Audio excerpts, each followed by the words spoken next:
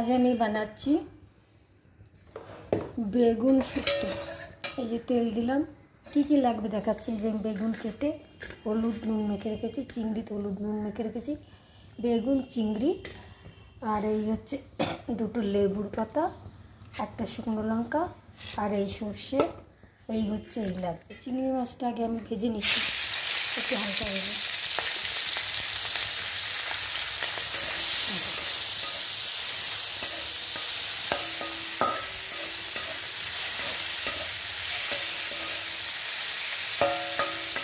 কিছু চিংড়ি মাছ আমি একজনের কাছ থেকে ভাজা হয়ে গেছে। এতে দেবো শুকনো লঙ্কা ওই তেলেই, আর লেবু পাতা।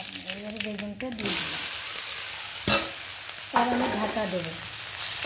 ঢাকা দিয়ে 10-15 মিনিট রাখবো, রেখে তারপর চিংড়ি মাছ দিয়ে নামিয়ে দেবো। একটু নেড়ে চেড়ে এবারে এই যে আমি ঢাকছি, ঢাকা খুলে দিয়েছি। এই দেখুন ঢাকা দিয়েছি, জল দিয়ে নিয়েছি, সিদ্ধ হয়ে গেছে। এবারে চিংড়ি মাছটা দিয়ে দেবো, দিয়ে আমি 5 মিনিট মতন নেড়ে একটু গ্যাসটা বাড়িয়ে দিলাম। এবারে আমি নামিয়ে নেব।